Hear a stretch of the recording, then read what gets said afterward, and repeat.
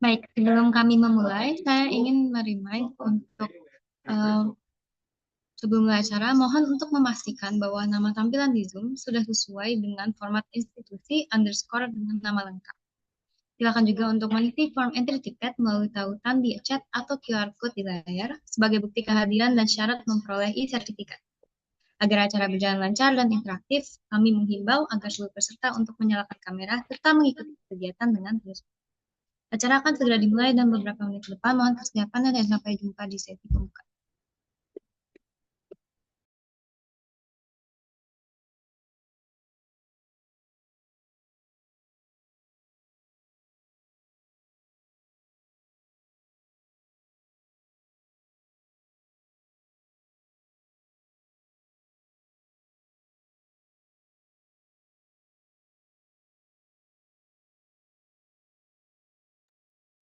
Selamat sore Bapak, Ibu, dan rekan-rekan peserta. Salam kebajikan dan salam sejahtera untuk kita semua.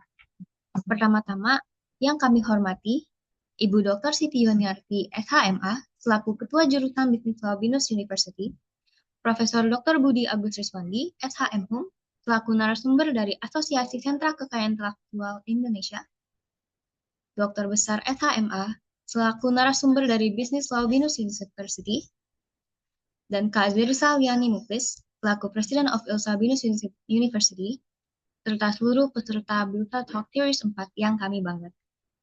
Perkenalkan, saya Angelina Karya yang akan bertugas sebagai moderator dalam kegiatan sore hari ini. Merupakan suatu kehormatan bagi saya untuk memandu jalannya acara dan mendampingi rekan-rekan semua dalam diskusi yang penuh wawasan mengenai isu penting dalam bidang hukum kekayaan intelektual. Hadirin yang berbahagia, Bisa Talk Series kali ini akan mengusung tema Analyzing Essential Substances in the Draft Intellectual Property Bill for the Digital Innovation Era. Tema ini menyoroti pentingnya pembentukan rancangan undang-undang hak kekayaan intelektual atau RUU HAKI yang selaras dengan perkembangan inovasi digital di Indonesia, serta membahas bagaimana hukum dapat melindungi karya digital, memperkuat hak ekonomi pencipta, dan mendorong pertumbuhan ekonomi kreatif berbasis teknologi.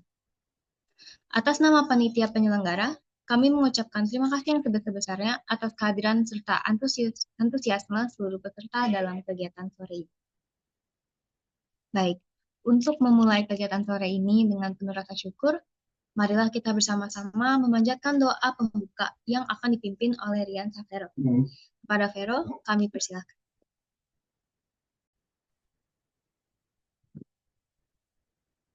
Oke, kepada para peserta yang terhormat, sebelum kita memulai rangkaian acara kita pada hari ini, marilah kita bersama-sama menundukkan kepala dan memanjatkan doa kepada Tuhan Yang Maha Esa sesuai dengan keyakinan dan agama masing-masing, agar acara ini berjalan dengan lancar dan mendapatkan manfaat.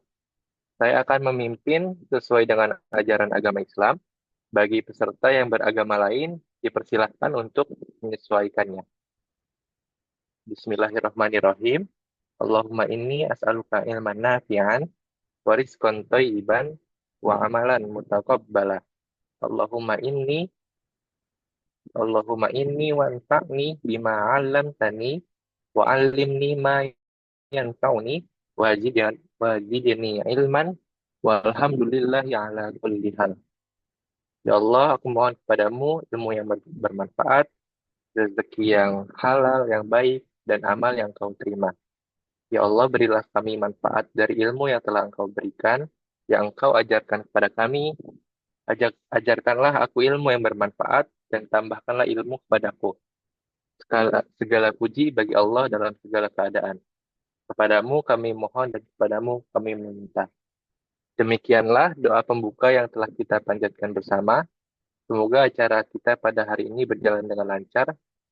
Terima kasih atas perhatiannya. Selanjutnya saya persilakan kepada MC untuk melanjutkan rangkaian acara berikutnya. Baik, terima kasih banyak Vero.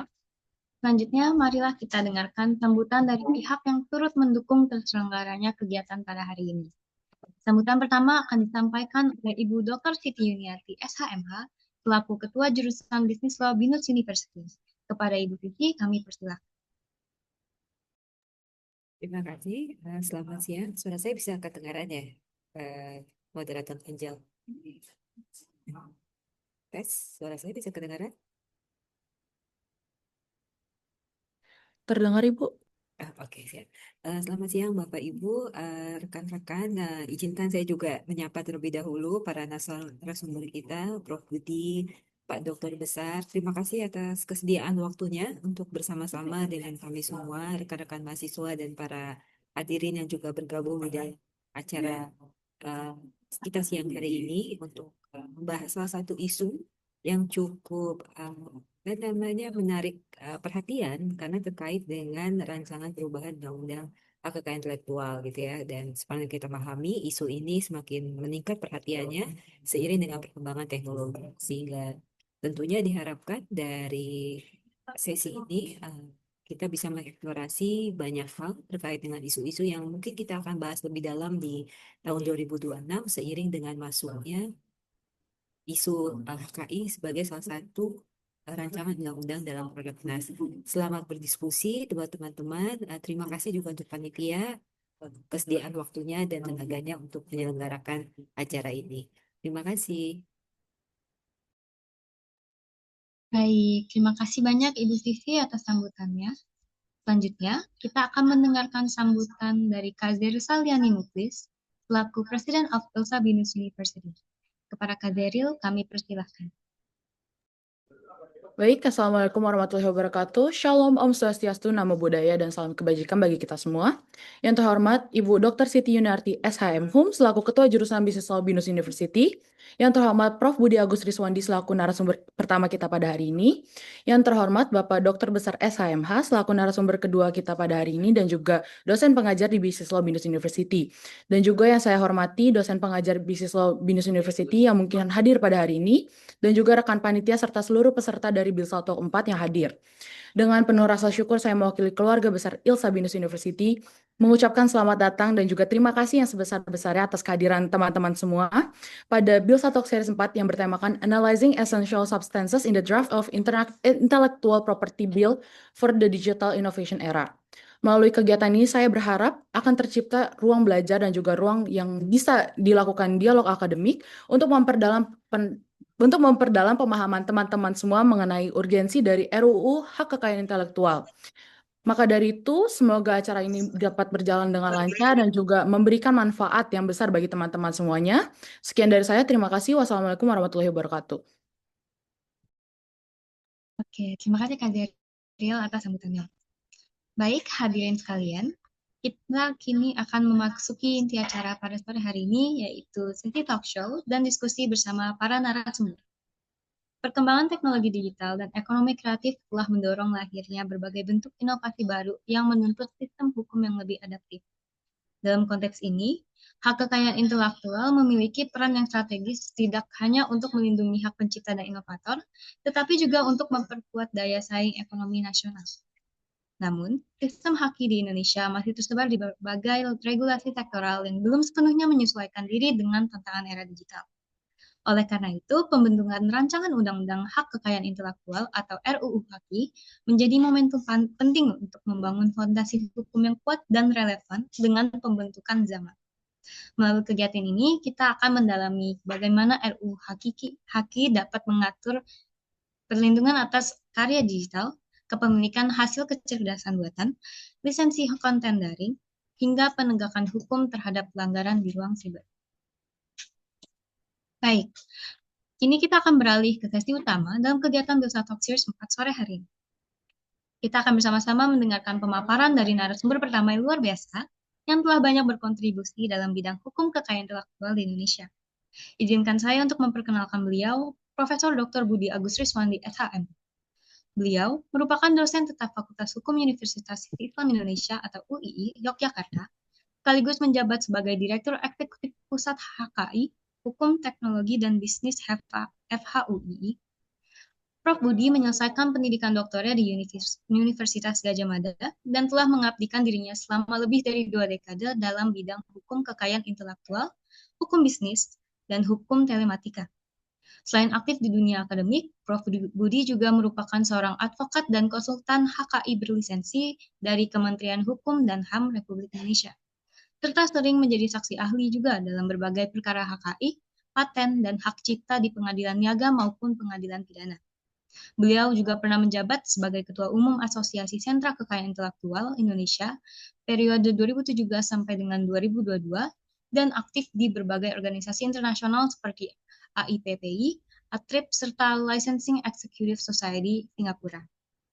Di dunia akademik, Prof. Budi dikenal produktif menulis lebih dari 20 buku dan puluhan artikel ilmiah. Di antaranya berjudul Hukum dan Internet di Indonesia, Wakaf Hak Kekayaan Intelektual, dan Cyber Law dalam Perspektif Islam.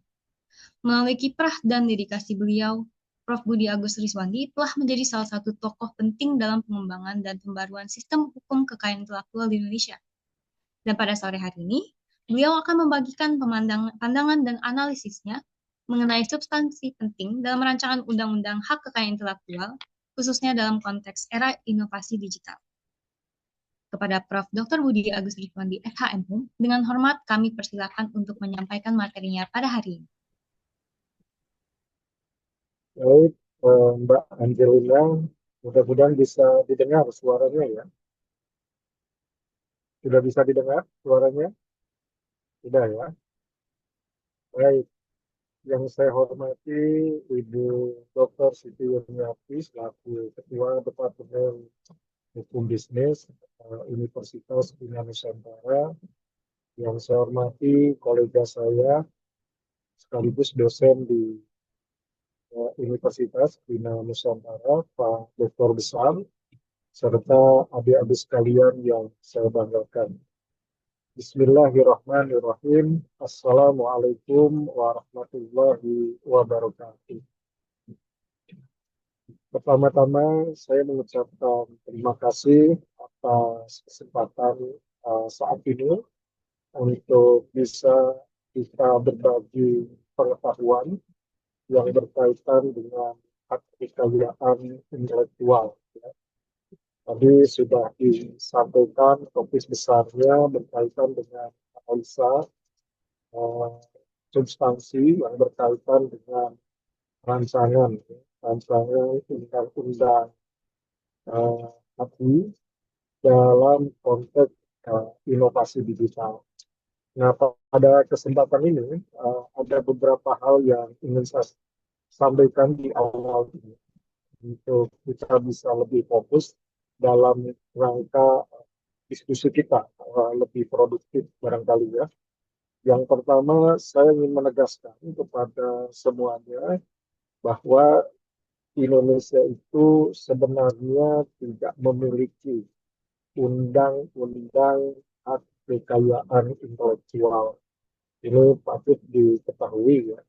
Tapi kita mengenalnya undang-undang di bidang hak kekayaan intelektual yang terdiri dari beberapa undang-undang. Dalam hal ini, semisal ada Undang-Undang Nomor 28 Tahun 2014 tentang hak cipta, Undang-Undang Nomor 13 Tahun 2016 tentang paten, dan ada Undang-Undang 20 Tahun 2016 tentang merek, dan seterusnya. Nah, ini undang-undangnya terpisah-pisah, jadi tidak ada undang-undang yang sifatnya menyatu, yaitu undang-undang HAKI. Tapi undang-undang HAKI yang dimaksud adalah mengacu kepada jenis-jenis kekayaan intelektual. Itu yang pertama. Yang kedua, yang ingin saya sampaikan di awal presentasi ini adalah saya akan mencoba membatasi topik saya pada isu perubahan ya. Undang-Undang Hak Cipta kita nomor 28 tahun 2014 tentang hak cipta ya. Karena memang saat ini kita tahu Undang-Undang nomor 28 tahun 2014 itu merupakan salah satu rencana undang-undang yang akan diperbaharui, mengingat ada beberapa hal yang nampaknya memang butuh disempurnakan ya, sehingga undang-undang ini membutuhkan perubahan dalam rangka menyesuaikan dengan perkembangan-perkembangan ada. Nah, karena ini nanti fokus kepada perubahan Undang-Undang Hak Cipta nomor 28 2014, materi saya akan banyak menjelaskan soal-soal yang berkaitan dengan hal-hal apa sebenarnya yang diperlukan terkait dengan eh, perubahan Undang-Undang 28 tahun 2014 tentang hak cipta secara substantif gitu ya. Nah, untuk mengawali presentasi ini, saya saat ini mencoba mengangkat satu topik ya yang mudah-mudahan ini bisa memantik ya diskusi kita terkait dengan tadi rencana perubahan Undang-Undang Hak Cipta. Jadi topiknya ini terkait dengan usulan substantif perubahan Undang-Undang Hak Cipta terkait inovasi teknologi digital. Nah, saudara sekalian, untuk mengawali penjelasan materi ini, saya ingin mengingatkan kembali kepada kita semua yang sedang belajar tentang ilmu hukum. Ya. Ada satu andagium penting yang harus selalu kita ingat. Ya. Dan andagium ini nanti punya relevansi dengan kenapa undang-undang hak cipta itu perlu dilakukan perubahan. Nah, andagiumnya sangat singkat, tapi ini sangat mendasar apa yang kita kenal dengan istilah ubi societies, ubi ius, ya, di mana ada masyarakat, di situ akan ada hukum. Nah, dari sini perlu dipahami oleh kita bersama bahwa keberadaan hukum itu pada dasarnya adalah untuk masyarakat itu sendiri. Keberadaan hukum tidak untuk hukum itu sendiri, tetapi sekali lagi keberadaan hukum itu adalah untuk masyarakat. Maka hukum yang ada, hukum yang dibuat, hukum yang diterapkan, dan hukum yang dilaksanakan tentunya harus punya kemanfaatan bagi masyarakat itu sendiri. Yang mana kemanfaatan itu bisa dilihat ya. Bisa mendengar suara saya? Bisa, Pak, bisa.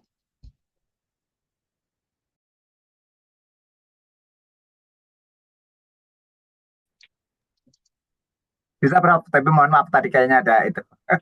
Gangguan. Wah, Ya, terima kasih Pak oke, Dr. dilanjut, Prof. Besar. Kalau tidak ada konfirmasi, saya menduga ini antara bisa dan tidak gitu ya. Tapi kalau Pak Besar sudah konfirmasi, berarti sudah aman gitu, karena sudah dikatakan bisa. Terima kasih Pak Besar. Pak Besar ini sahabat dekat saya, Mbak Angelina ya. Jadi senangnya guyon kalau dengan Pak Besar itu. Katanya jangan serius-serius karena sudah serius saja nggak selesai-selesai masalahnya. Baik, saya lanjutkan lagi. Jadi ini ya, andagium kita Ubi Societies Ubi Ius. Nah, dari sini kita coba melihat bahwa antara hukum dan masyarakat itu punya relasi sebenarnya. Nah, relasi hukum dan masyarakat itu kita bisa polakan menjadi tiga ya. Pertama, hukum itu dapat uh, mempengaruhi atau dapat dijadikan sebagai sarana untuk merekayasa masyarakat gitu ya. Barangkali ini yang kita tahu adanya hukum sebagai uh, tool as social engineering gitu ya. Jadi hukum memang bisa didaya gunakan dalam rangka merekayasa masyarakat sesuai dengan apa yang dikehendaki oleh si pembuat hukum itu sendiri. Kemudian di sisi lain, relasi hukum dan masyarakat itu juga bisa sebaliknya. Masyarakat itu bisa mempengaruhi hukum. Gitu ya. Jadi perkembangan-perkembangan yang ada di masyarakat pada dasarnya itu juga bisa mempengaruhi kepada proses pembentukan hukum itu sendiri. Dan kita tahu di dalam proses pembentukan peraturan perundang-undangan sebagai salah satu cara pembentukan hukum itu kita sering melihat ya, ada pertimbangan-pertimbangan sosiologis misalnya yang itu dijadikan sebagai dasar pertimbangan bagaimana suatu peraturan perundang-undangan itu dibuat atau disusun. Nah, itu sebagai satu bentuk ya dari pengaruh masyarakat terhadap hukum. Dan perlu diketahui dalam konteks pengaruh masyarakat terhadap hukum, kita merasakan betul bahwa pengaruh masyarakat itu cukup kuat ya. Kita tahu misalnya di lingkungan masyarakat primitif, hukum tidak serumit seperti halnya masyarakat modern hari ini ya. Bahkan jejak-jejak itu bisa kita lihat, kita saksikan misalnya di lingkungan masyarakat adat ya.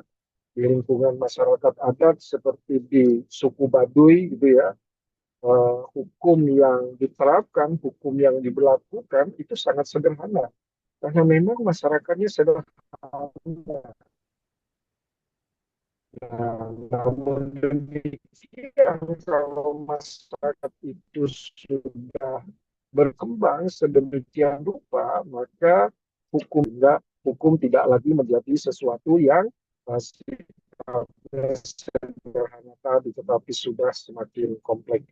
Nah, namun demikian, kalau melihat hubungan antara hukum dan masyarakat yang pertama, yang kedua ini, sebenarnya kalau secara realistis, hubungan hukum dan masyarakat itu, atau relasi hukum dan masyarakat itu, pada dasarnya bisa saling mempengaruhi. Ya.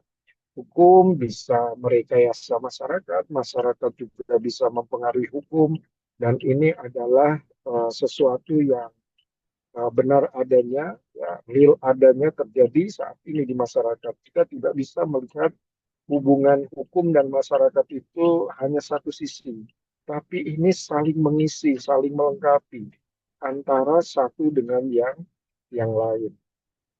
Nah, ini beberapa ahli ya yang punya pandangan tentang bagaimana sebenarnya masyarakat bisa mempengaruhi hukum ya. Misalnya sini ada yang namanya agent Ehrlich ya, ia menyatakan bahwa hukum yang hidup itu sebenarnya ditemukan di masyarakat itu sendiri, bukan pada teks-teks hukum. Ya. Demikian juga Roscoe ya, yang mengatakan uh, law in action is determined by social fact, not by statutes. Ya. Artinya hukum dilihat secara real itu ditentukan fakta-fakta sosial, bukan oleh peraturan perundang-undangan. Demikian juga pendapat dari pakar hukum Indonesia, Begawan Hukum Indonesia, yaitu Satjipto Raharjo, yang juga punya pandangan sesungguhnya masyarakat itu mempengaruhi hukum. Di sini ada pendapat beliau yang mengatakan bahwa hukum yang baik adalah hukum yang hidup dan peka terhadap perkembangan sosial. Bahkan beliau ini saking kuatnya meyakini bahwa masyarakat itu dapat mempengaruhi hukum. Beliau juga dikenal sebagai seorang ahli hukum Indonesia yang mengusung ya konsep hukum yang kita kenal dengan istilah hukum progresif gitu ya. Nah, kemudian terkait dengan ini, saudara, itu juga berlaku tentang pengaruh masyarakat terhadap hukum hak cipta. Nah, di Indonesia kita tahu hukum hak cipta itu tertuang di dalam peraturan perundang-undangan atau tertuang di dalam undang-undang. Sejarah yang pertama, undang-undang hak cipta itu adalah undang-undang warisan Hindia Belanda yang kita kenal dengan istilah Outer Wet ya 1912. Nah, ini diberlakukan. Nah, kenapa mungkin hukum yang merupakan warisan Hindia Belanda ini diberlakukan? Salah satu alasannya kan ini dalam rangka menghindari kekosongan hukum dan sekaligus memang itu dilegitimasi melalui Undang-Undang Dasar 45 kita, khususnya pasal 2 aturan peralihan, sehingga itu berlaku. Namun demikian, selang beberapa saat kemudian, tepatnya 1982, Outer Weight 1912 ini diganti oleh Undang-Undang Nomor 6 Tahun 1982. Nah, ini salah satu alasan penggantian itu karena ada semangat kemerdekaan Indonesia yang sangat tinggi, ya, yang menghendaki hukumnya itu adalah hukum yang benar-benar dibuat oleh bangsa Indonesia sendiri. Oleh karena itu kehadiran Outer Weight 1912 itu hanya sifatnya sementara.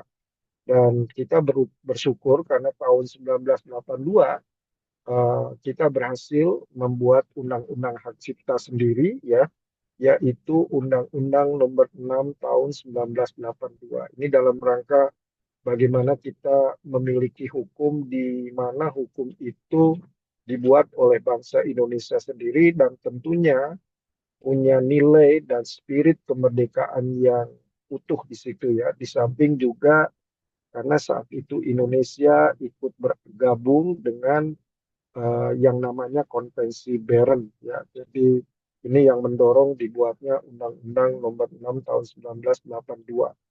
Kemudian setelah itu tahun 87 Undang-Undang 1982 diganti, ya, menjadi Undang-Undang Nomor 7 Tahun 1987.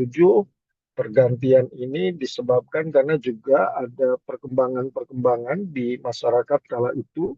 Salah satunya adalah Indonesia kala itu merupakan salah satu negara yang ikut serta eh, atas pendirian Organisasi Perdagangan Dunia, termasuk di dalamnya ada aturan-aturan perdagangan internasional yang berkaitan dengan haki yang kita kenal dengan istilah TRIPS Agreement, ya.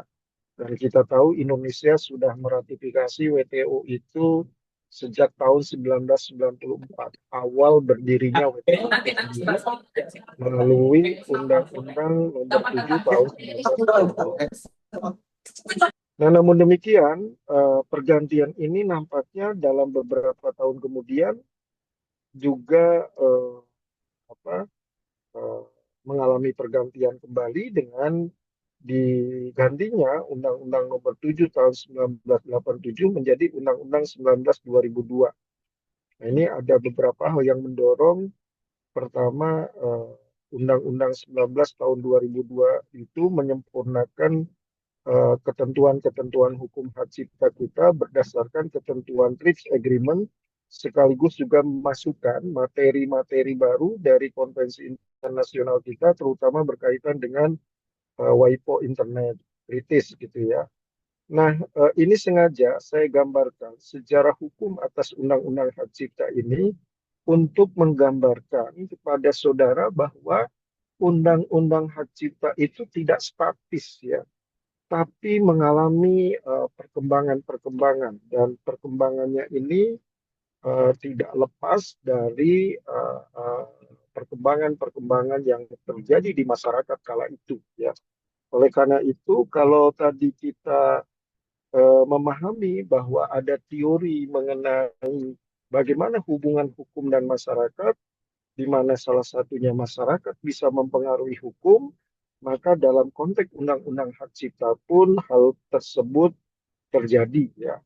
Nah, sampai akhirnya tahun 2014 Undang-Undang Hak Cipta kita juga berubah dari Undang-Undang 19 Nomor 2002 berubah menjadi Undang-Undang 28 2014.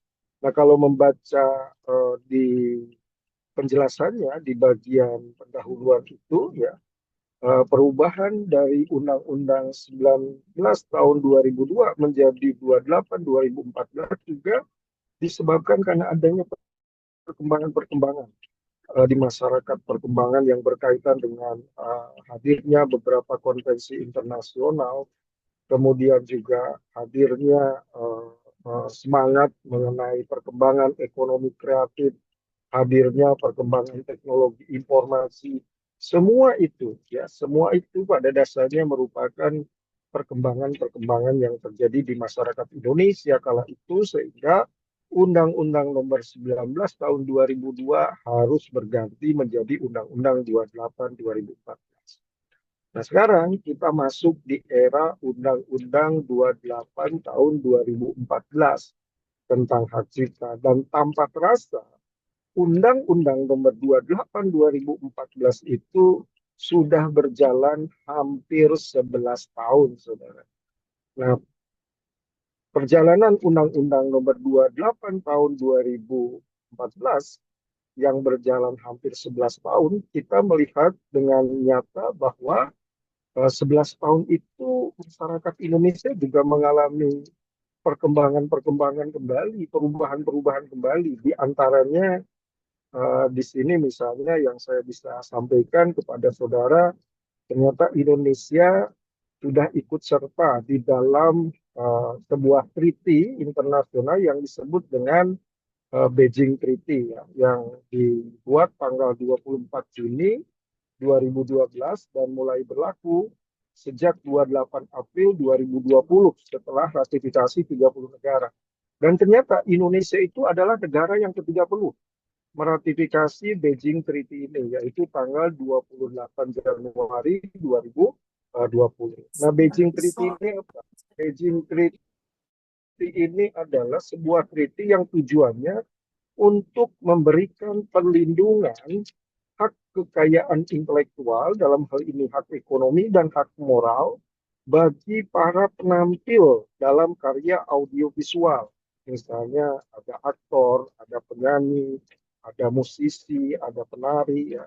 Baik dalam rekaman audiovisual seperti film, televisi, maupun secara langsung yang sebelumnya kurang mendapatkan perlindungan memadai pada treaty-treaty lainnya yang berkaitan dengan konvensi internasional, termasuk salah satunya adalah WIPO Performance and Phonogram Treaty, karena di treaty ini juga sebenarnya mengatur soal perlindungan hak kekayaan intelektual bagi si pelaku pertunjukan. Ya, itu yang pertama. Jadi Indonesia sudah ikut serta kembali kepada sebuah perjanjian internasional. Ya, tentu ini bagian dari perkembangan masyarakat Indonesia. Kemudian yang kedua, kita lihat juga bahwa hari ini masyarakat kita juga mengalami perkembangan lainnya akibat perkembangan dari teknologi digital, di mana terjadi perubahan perilaku masyarakat yang disebabkan oleh penggunaan teknologi digital. Ya, semisal di sini ada pelanggaran hak cipta dengan menggunakan teknologi digital, ya. Jadi misalnya ada illegal live streaming, ya, kemudian juga ada covering lagu dan lain sebagainya yang itu memanfaatkan teknologi digital.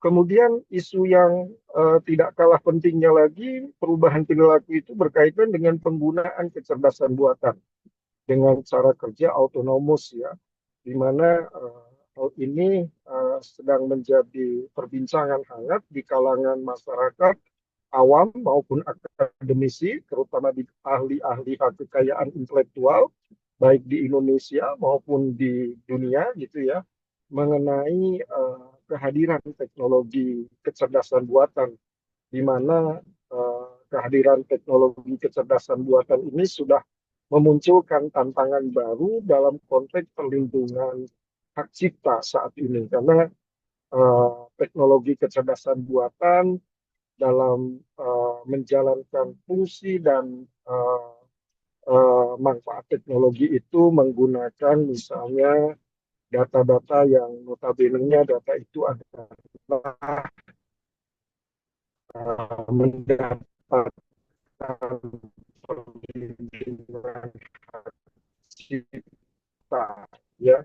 Namun demikian dan itu di dasar buatan dengan menggunakan dengan kemampuan teknologi kecerdasan buatan itu membuat keputusan sendiri tanpa ada intervensi pemerintah, sehingga kalaupun itu dianggap melanggar, agak sulit juga kita mengidentifikasi siapa sesungguhnya yang harus bertanggung jawab, termasuk karya-karya yang dihasilkan oleh AI, apakah itu juga merupakan objek yang bisa dilindungi hak cipta dan lain sebagainya. Jadi ada banyak isu hukum di sini.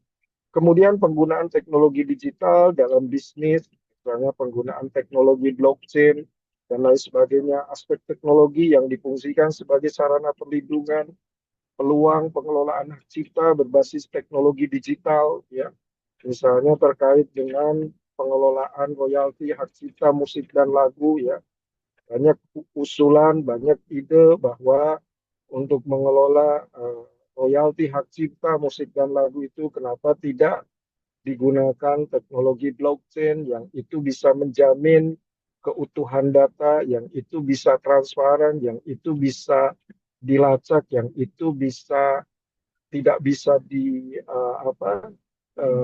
tidak bisa diubah oleh siapapun, gitu ya. Dan termasuk penyederhanaan penegakan hak cipta yang efektif, ya.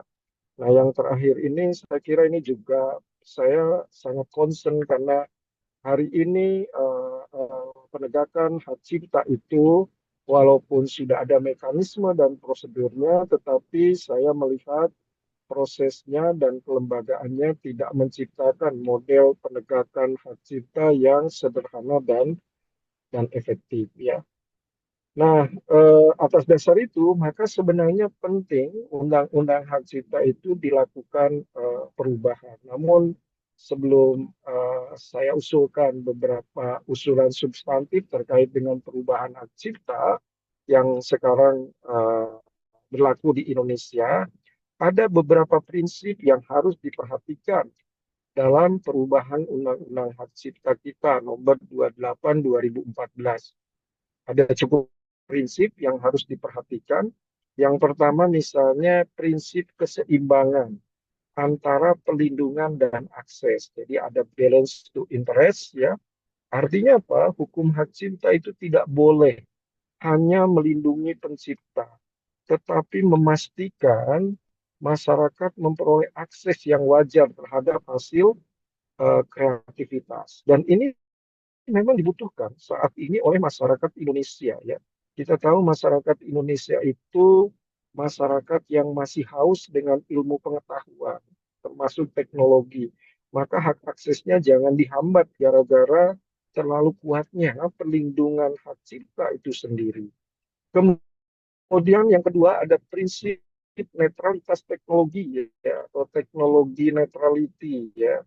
Prinsip ini memastikan hukum tidak cepat usang meskipun terjadi lompatan teknologi.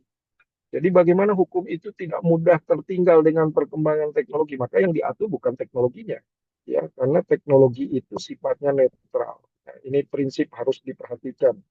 Kemudian prinsip perlindungan hak moral dan transparansi algoritmik, ya, di mana di era AI generatif hak moral pencipta perlu diperluas untuk meliputi hak pengakuan atas sumber data yang digunakan dalam pelatihan model AI. Dan ada prinsip interoperabilitas dan lisensi terbuka seperti open source, Creative Commons, ini juga harus jadi prinsip di dalam pengaturan hak cipta atau pengaturan undang-undang hak cipta kita yang baru, ya. Dan ada lagi prinsip misalnya perlindungan terhadap ekspresi budaya dan kearifan lokal, di mana inovasi digital sering memanfaatkan motif musik dan ekspresi budaya tradisional. Dan prinsip ini harus memastikan perlindungan hak komunitas adat terhadap komersialisasi tanpa izin oleh platform digital. Dan ada prinsip-prinsip lainnya termasuk prinsip efektivitas penegakan digital, ya, ini juga harus dimungkinkan. Jadi tidak hanya penegakan hukum ansih, tapi penegakan hukumnya melalui sarana digital. Maka ada namanya digital enforcement principle, ya. Misalnya ada pemblokiran situs pelanggaran yang terus berubah, ada digital evidence dan seterusnya, ya. Dan yang berikutnya terakhir adalah prinsip transparansi dan akuntabilitas terkait dengan lembaga manajemen kolektif dan lembaga manajemen kolektif nasional. Nah, itu beberapa prinsip. Nah, ini usulan-usulan saya terkait perubahan substantif atas Undang-Undang Hak Cipta, ya. Cukup banyak, tapi tidak saya bacakan semua, beberapa poin penting saja. Pertama misalnya, ini berkaitan dengan hak cipta atas karya digital atau IA generated work, ya. Di mana kita tahu undang-undang hak cipta kita menyatakan bahwa pencipta itu harus manusia, ya. Sementara hari ini teknologi AI itu juga bisa bertindak berbuat seperti manusia, yaitu menghasilkan karya entah berupa musik, gambar, ya, tanpa keterlibatan dari manusia secara langsung. Nah, tentu ini ke depan perlu direspon oleh undang-undang hak cipta kita, misalnya bisa memberikan tambahan norma bahwa karya hasil kolaborasi manusia dan AI itu harusnya dapat dijadikan syarat adanya kontribusi kreatif manusia. Jadi yang dianggap sebagai pencipta itu adalah manusia dan AI gitu ya. Ini sebagai sebuah usulan. Kemudian ada lagi aspek substantif lain, misalnya berkaitan dengan eh, tanggung jawab platform digital atau intermediary liability ya. Kita tahu di pasal 113 tidak diatur tegas, hanya Baik, tanggung Pak. jawab Maaf, pelaku langsung, sebelumnya, pelaku usaha langsung. maaf Pak Budi. Ya, Ya, Prof. Budi, mohon maaf sebelumnya, dikarenakan waktu yang terbatas, mungkin dari kami oke, panitia dapat memberi waktu sekitar 2 menit tambahan ya, Prof, untuk oke. penutupan Singkat materi. saja, sebentar lagi ya. Ya, Nah ini terima kasih. tambahannya nanti perlu diperjelas mekanisme dan yang terakhir aja langsung ini ya terkait dengan karya cipta NFT dan blockchain ini tidak diatur. Banyak pencipta menjual karya NFT tanpa kerangka hukum dan sengketa kepemilikan dan royalti ini perlu pengaturan terkait dengan pengakuan legalitas hak cipta NFT sebagai media digital untuk penetapan mekanisme lisensi blockchain. Barangkali itu Mbak Angelina, saya kira kalau terlalu lama kita cukupkan dan mungkin nanti kita bisa diskusi langsung. Terima kasih. Assalamualaikum warahmatullahi wabarakatuh. Baik, terima kasih Prof. Budi atas materi-materinya yang sangat bermanfaat banget ya. Aku dengar juga tadi cukup eh, termotivasi untuk belajar lebih tentang materi pada hari ini. Baik, mungkin untuk sesi kali ini kita akan beralih ke sesi tanya jawab. Bagi peserta yang ingin mengajukan pertanyaan, dipersilahkan untuk menekan tombol raise hand atau menuliskan pertanyaan di kolom Zoom chat. Oke, kami mendorong partisipasi Nanti aktif musik lu dari diterima mau dari generasi manapun ya. diskusi Yang bapak-bapak ibu-ibu dia juga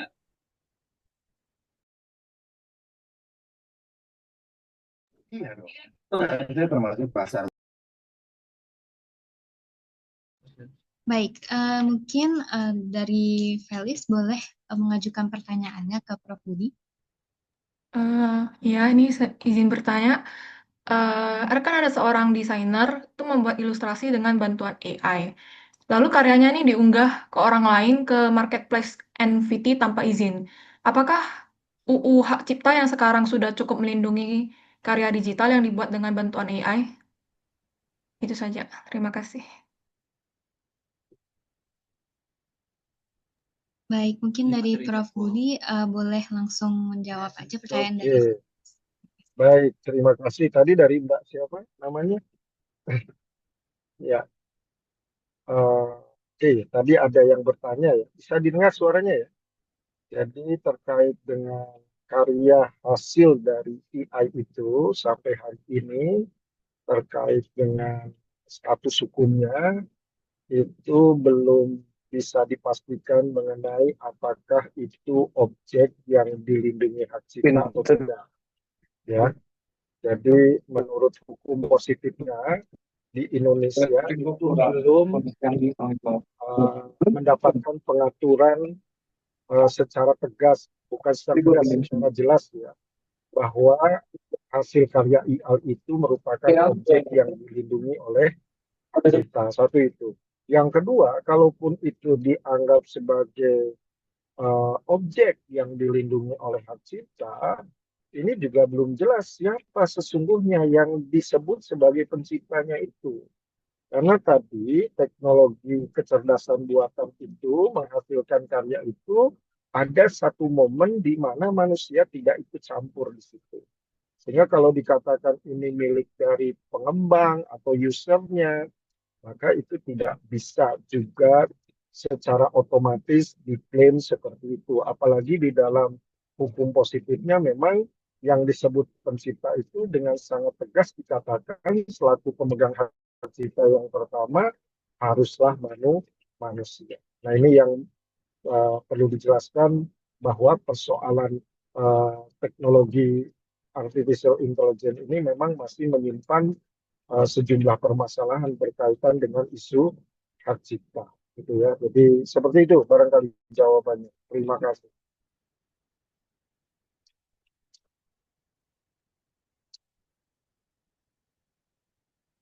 Baik, terima kasih atas jawabannya Prof. Budi. Mungkin untuk selanjutnya akan kami alihkan ke Kak Daniel. Boleh untuk on mic dan mengajukan pertanyaannya. Oke, terima kasih moderator. Selamat sore Pak Budi. Sore. Terima kasih Ya. sudah mengikuti seminar ini. Pertanyaan saya kali ini cuma satu ya Pak. Pertanyaan saya cuma satu tapi mungkin agak sedikit rumit gitu ya. Tapi saya berharap Bapak bisa memberikan jawaban agar pemikiran saya selama ini bisa terbuka gitu Pak. Sama rasa penasaran saya hilang. Ini begini Pak. Kan katanya pemerintah kan rencananya katanya mau bikin peraturan untuk melindungi hak cipta karya gitu ya. Jadi apa namanya, karya yang selama ini masyarakat buat tuh bisa dianggap gitu.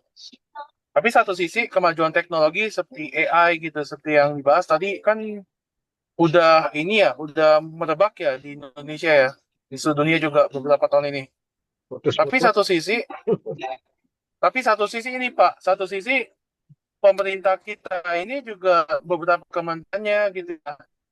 Malah kalau bikin iklan layanan masyarakat atau promosi suatu kegiatan malah mereka juga pakai AI, Pak. Satu sisi ini juga miris gitu ya. Satu sisi pengen melindungi karya masyarakat, tapi satu sisi mereka juga justru mempromosikan penggunaan AI itu sendiri. Bahkan ya wakil presiden kita sendiri juga rutin gitu ya promosi AI, gencar menggunakan AI gitu, Pak. Komentar Bapak terhadap penggunaan AI di kalangan pemerintah ini gimana, Pak? Dari mata hukum atau sejenisnya gitu. Terima kasih, Pak.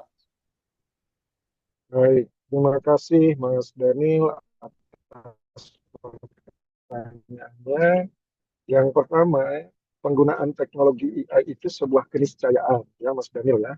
Nah, cuma masalahnya penggunaan teknologi itu harusnya kita berlandaskan kepada etika, ya, etika kecerdasan buatan.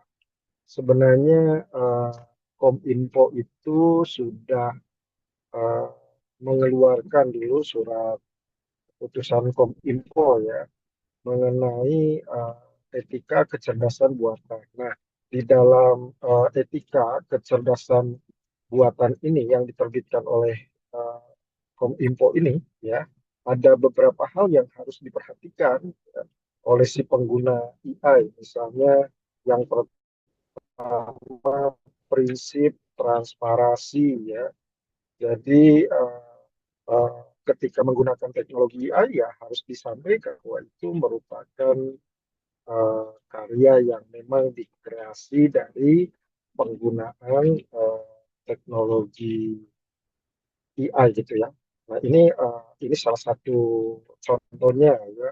Kemudian juga penggunaan teknologi AI dari aspek etika juga misalnya harus dilakukan secara bertanggung jawab ya. Artinya tentu karena ini harus dilakukan secara bertanggung jawab, tidak boleh penggunaan teknologi AI itu untuk hal-hal yang merugikan pihak lain gitu ya. Nah, kemudian yang penting lagi penggunaan teknologi AI itu berdasarkan etika, termasuk salah satunya adalah memperhatikan aspek perlindungan hak kekayaan intelektual. Jadi eh, itu menjadi etika yang mana itu sudah diatur sedemikian rupa berdasarkan surat edaran Kominfo ya. Ini nomor 9 tahun 2023. Cuma begini, etika ini kan tidak punya sanksi yang keras sebagaimana halnya hukum gitu ya. Ini hanya soal baik dan buruk saja. Sehingga barangkali dengan surat edaran Kominfo ini belum memadai untuk mengatur penggunaan teknologi AI secara baik gitu ya. Nah, oleh karena itu perlu ke depan itu ada ketentuan-ketentuan hukum yang mengatur bagaimana teknologi AI itu bisa digunakan dengan penuh tanggung jawab tadi. Nah, di situ yang berkaitan dengan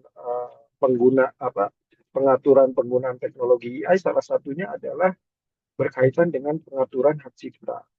Makanya sekarang kita tahu undang-undang hak cipta kita itu banyak sekali loophole-nya terkait dengan penggunaan teknologi AI sehingga ke depan mestinya ini menjadi bagian yang harus diatur sehingga loophole-nya itu bisa diselesaikan gitu.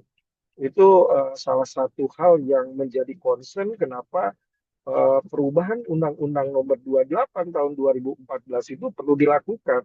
Karena kita menyadari undang-undang ini memiliki kelemahan, yaitu tidak mampu menjangkau fenomena hak cipta akibat dari penggunaan teknologi kecerdasan buatan tadi. Itu satu.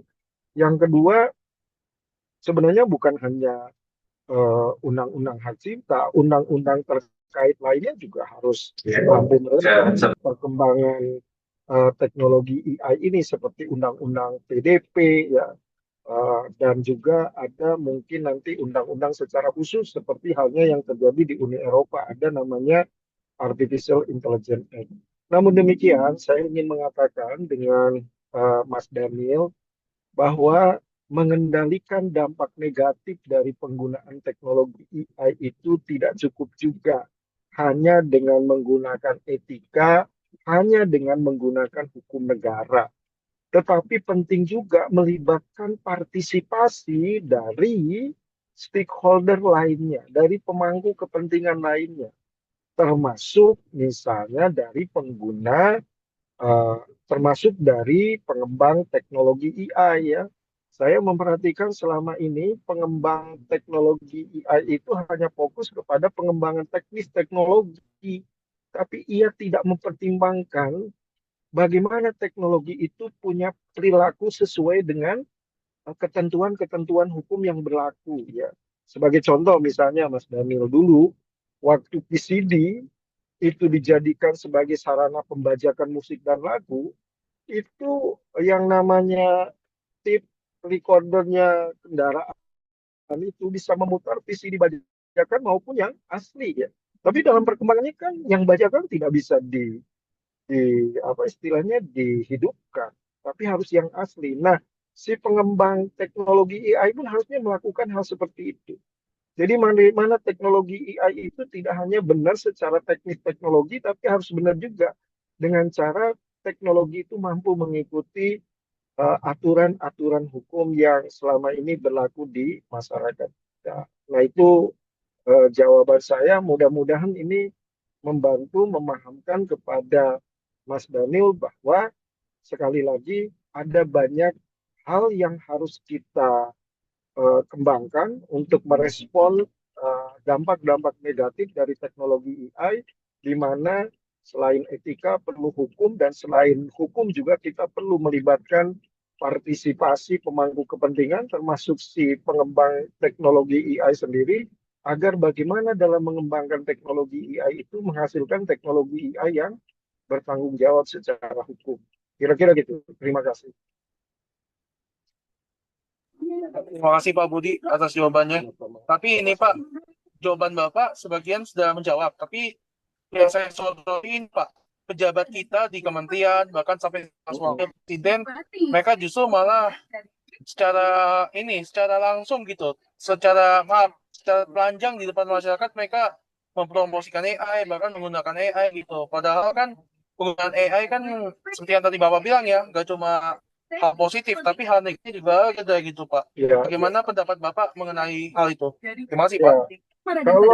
kalau upaya mempertontonkan penggunaan AI oleh pejabat kita dianggap itu melanggar etika, tentu jangan dicontoh, Mas Dani. Ya, justru kita harus ingatkan. Artinya pemerintah itu kan harus menjadi teladan kita. Kalau pemerintahnya mengabaikan soal etika, ini makin serius. Masyarakat kita akhirnya menjadi masa bodoh, gitu ya. Dan ini menjadi kehancuran moral etika bangsa kita semakin lengkap, gitu ya, kerusakannya. Oleh karena itu, kalau Pak Budi ditanya ada pejabat mencoba menampilkan teknologi AI dan ternyata diduga melanggar etika AI itu sendiri karena sekarang aturannya baru sebatas etika, maka menurut saya itu harusnya diingatkan, ya. Harusnya diingatkan untuk tidak terus dilakukan karena itu contoh yang buruk bagi masyarakat kita. Dan terus terang Pak Budi hari ini sebenarnya sangat prihatin karena kalau kita bicara situasi masyarakat kita dalam hal etika dan moral, memang situasinya tidak baik-baik saja. Nah, kalau ini ditambah lagi dengan contoh yang tidak baik, kan ini akan semakin buruk soal etika moral bangsa kita. Yang itu menjadi hal yang fundamental dalam kita berkehidupan, berbangsa, dan bernegara. Saya kira gitu, Mas Daniel. Ya, sudah cukup Pak. Terima kasih Pak Budi atas jawabannya.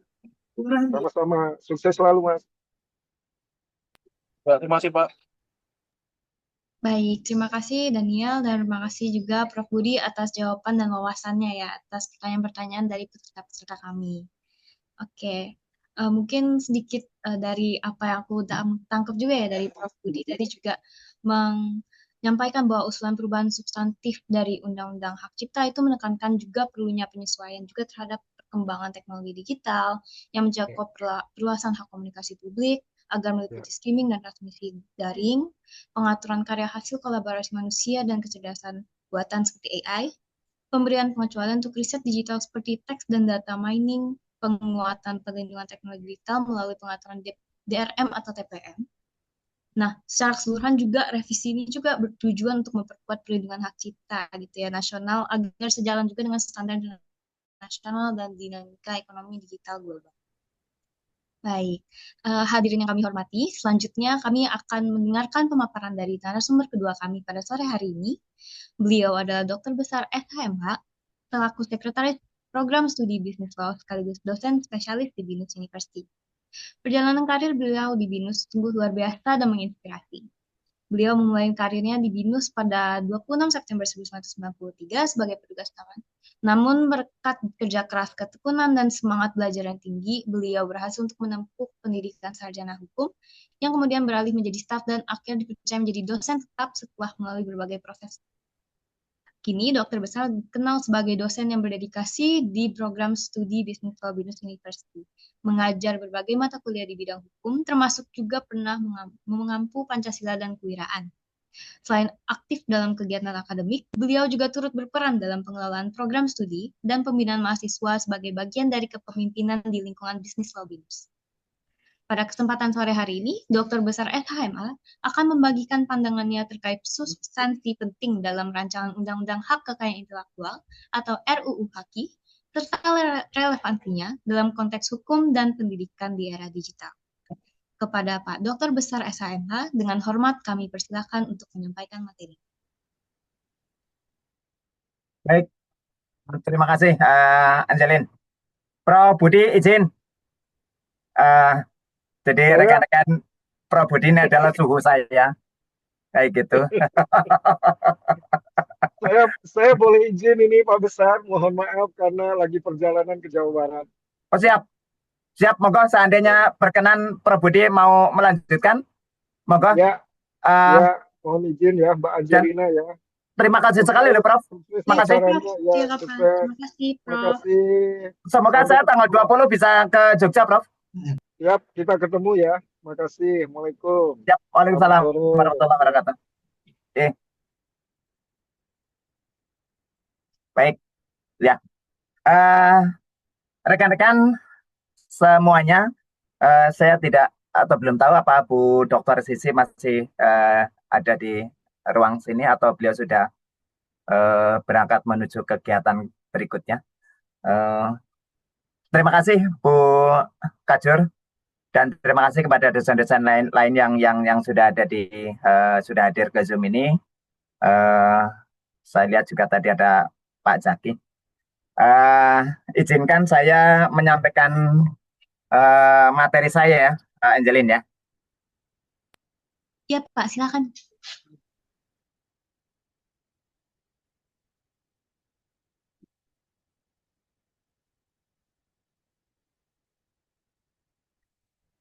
Ya, baik.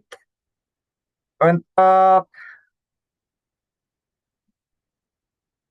undang-undang ini saya coba diawali dari pertanyaan undang-undang hak cipta, apakah perlu perubahan gitu. Karena saya melihat ada beberapa hal yang kita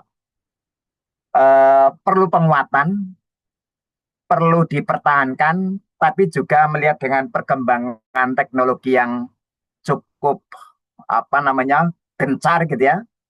Maka sepertinya Undang-Undang Hak Cipta 28 tahun 2014 ini memang perlu penyesuaian. Penyesuaian ini jelas seperti apa yang disampaikan dalam naskah akademiknya dari rancangan undang-undang tentang hak kekayaan intelektual, yaitu hak cipta. Kita tahu bahwa rancangan ini adalah rancangan atas usul inisiatif dari DPR ya, teman-teman ya. Jadi atas usul inisiatif dari DPR, sehingga dengan demikian kewajiban untuk membuat naskah akademiknya segala macam, harmonisasinya segala macam itu adalah tugas dari badan khusus di DPR untuk membuatnya. Saya lihat hal yang penting untuk perubahan ini karena DPR ini terpanggil dari putusan MK yang menyidangkan atas Undang-Undang 28 tahun 2014 yang diajukan usul inisiatifnya, yang diajukan untuk judicial review-nya oleh masyarakat. Ini terjadi pada tahun 2023 ya teman-teman ya. Terjadi pada tahun 2023, MK akhirnya mengambil sebuah keputusan, yaitu putusan nomor 84 tahun 2023. Ini atas pengujian material terhadap pasal 10 dan pasal 114 Undang-Undang tentang hak cipta ya, teman-teman ya. Kenapa kok DPR kemudian dia mengambil usul inisiatif ini? Karena memang dengan dirubahnya atau dengan tidak diterimanya pasal atau harus dirubahnya pasal ini di dalam undang-undang, maka mau tidak mau DPR pun harus menyesuaikan pengaturannya itu agar undang-undang ini tetap eksis, tetap berlaku dengan berbagai penyesuaian pengaturan yang ada. Kita tahu pasal 10 dan pasal 114 ini adalah satu kondisi di mana bicara mengenai masalah perdagangan, masalah pengelolaan dari tempat perdagangan dan pelanggaran-pelanggaran yang dilakukannya serta sanksi-sanksinya yang akan diterima. Yang kedua terkait dengan masalah kita sebagai negara yang memang sudah masuk ikut dalam percaturan politik dunia, maka mau tidak mau peraturan perundang-undangan yang ada di Indonesia harus menyesuaikan dengan konvensi-konvensi internasional, dengan aturan-aturan internasional, yaitu dengan cara meratifikasinya menjadi peraturan perundang-undangan nasional. Ini yang perlu dipahami juga oleh rekan-rekan. Yang ketiga adalah Undang-Undang 28 tahun 2014 ini dianggap juga sudah tidak mampu untuk mengakomodir perkembangan teknologi yang begitu gencar. 3 alasan itu, yang pertama adalah tentang masalah uji material, putusan MK dari uji material pasal 10 dan pasal 114, kayak gitu, terkait dengan masalah perdagangan. Yang kedua, masalah kita percaturan di dunia internasional, karena kita adalah anggota WIPO, kayak gitu, kita anggota Bern, konvensi Bern, maka kita mau tidak mau harus mengikuti perkembangan konvensi-konvensi yang ada secara internasional, dan kita harus masuk ke sana. Yang ketiga adalah memang Undang-Undang 28 tahun 2014 ini dirasa tidak begitu mengikuti perkembangan atau masih terlambat untuk mengantisipasi perkembangan teknologi yaitu dengan hadirnya teknologi yang sangat canggih, dan seperti yang sekarang kita ketahui adalah teknologi AI yang begitu masif kayak gitu ya, dan membacanya adalah sebagai seolah-olah ini adalah memang ciptaan yang bisa dilindungi ya AI-nya.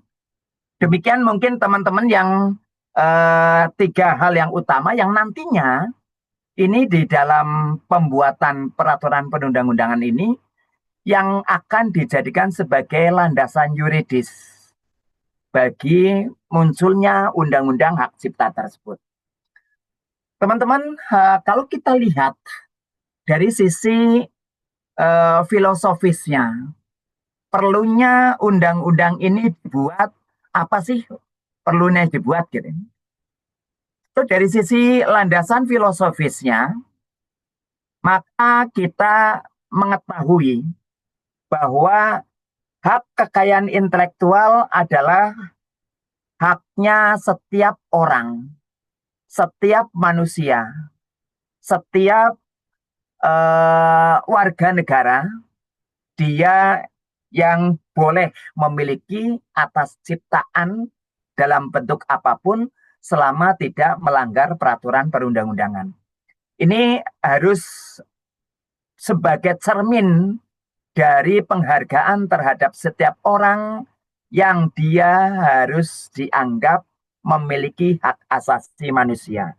Yang kedua, setiap insan yang dia menjadi pencipta, maka dia berhak untuk mengontrol, berhak untuk menjaga, berhak untuk membolehkan atau melarang.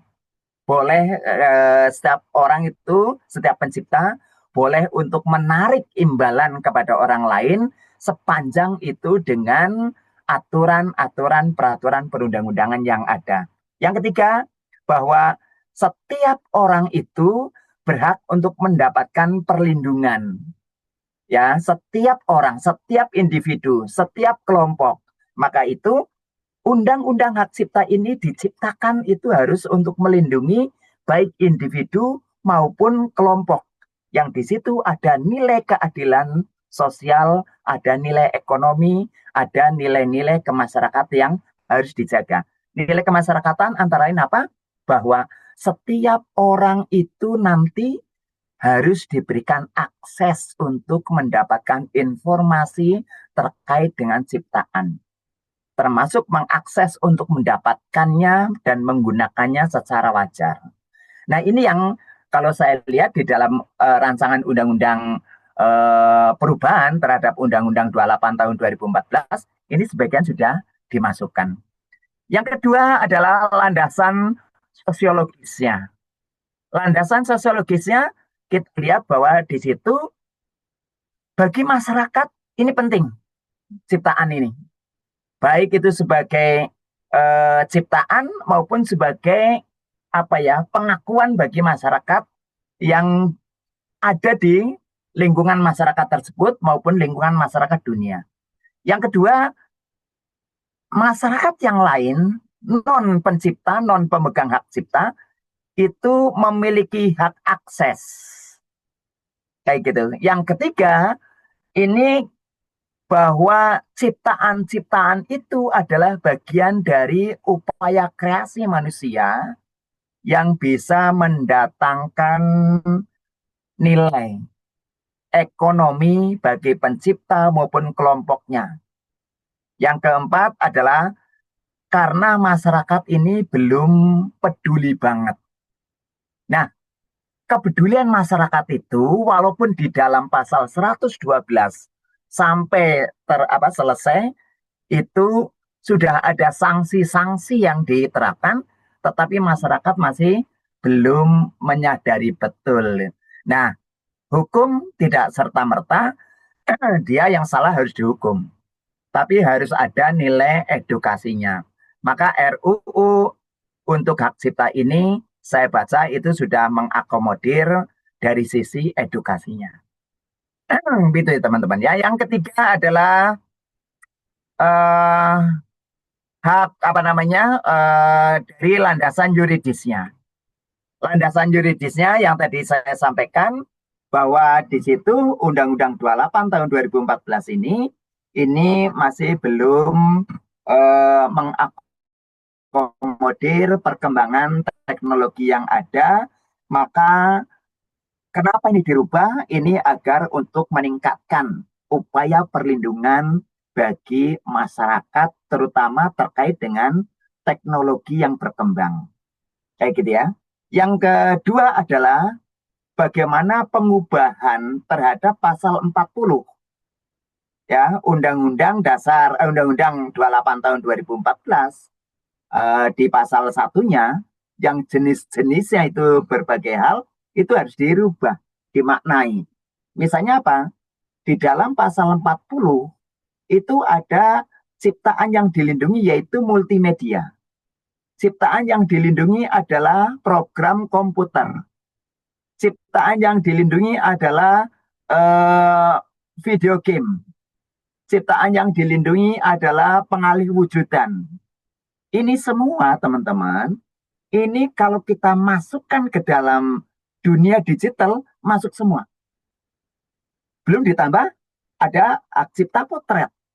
Potret itu bisa dimasukkan ke dalam upaya digitalisasi dalam konteks pemasaran, penggandaan, perlindungan terhadap namanya foto atau potret. Sekarang teman-teman bisa misalnya melihat, Anda ketik untuk minta Barack Obama yang hidungnya mancung, lancip depan. AI ini bisa akan memunculkan Barack Obama yang seperti itu. Artinya sudah ada fotonya Barack Obama. Atau memunculkan fotonya William. Atau fotonya Angeline. Atau fotonya Diva. Atau fotonya Andrew. Ya, kemudian dikasih perintah-perintah gitu ya. Oleh manusia dikasih perintah apa? Misalnya fotonya Andrew. Oke, teman-teman semuanya sampai di sini apakah ada pertanyaan buat teman-teman semuanya? Aku mau informasikan kembali untuk treatment-treatment yang kalian ambil ataupun untuk promo-promo yang kalian ambil tentunya ada syarat dan ketentuan yang berlaku. Untuk syarat dan ketentuan yang berlaku ini sangat mudah dan tentunya tidak akan memperhatikan. Baik, mohon maaf Pak, tadi ada gangguan. Boleh silahkan dilanjutkan untuk materinya Pak.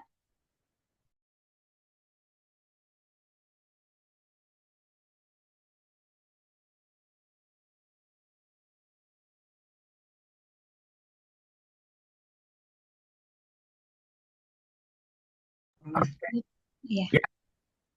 Jadi bicara apa? Foto. Nah, gitu ya. Foto itu bisa Anda minta apa gitu ya. Itu adalah bagian dari teknologi loh ya. Dan itu AI itu dia bisa mengeluarkan itu karena sudah ada datanya. Sudah ada datanya. Kalau tidak ada datanya, maka AI tidak bisa. Ya, nah itu nanti terkait dengan rancangan undang-undang yang terbaru tentang masalah artificial intelligence. Baik, yang selanjutnya tadi yang saya sampaikan bahwa kita ada di lingkungan internasional, kayak gitu ya, sebagai landasan yuridisnya adalah kita terkait dengan konvensi Bern, terkait dengan karya sastra dan seni. Dan putusan MK yang tadi sudah saya bacakan, teman-teman, ini saya sampaikan terkait dengan RUU Hak Cipta.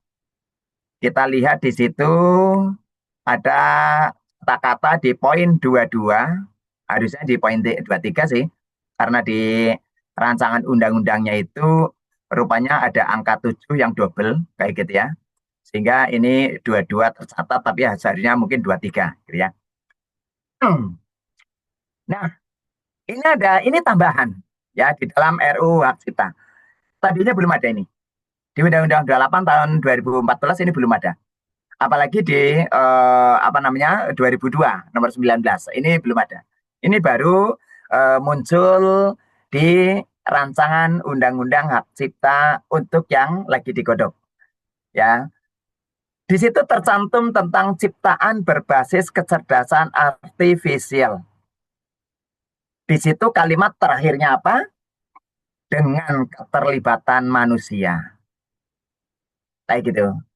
Maka hal ini yang diakomodir oleh para penyusun undang-undang, rancangan undang-undang tentang hak cipta, ini sejalan dengan kemauan masyarakat, sebagian masyarakat internasional, bahwa AI, era digital, ini tidak serta-merta kemudian melindungi. AI tidak bisa dilindungi oleh hak cipta. Sama seperti Amerika. Kita tidak melindungi AI-nya dalam undang-undang hak cipta ini. Karena apa? Karena di dalam RUU kita, itu AI itu adalah satu kegiatan yang dihasilkan dengan perlunya tindakan-tindakan atau perlunya keterlibatan manusia. Baik deh ya teman-teman ya.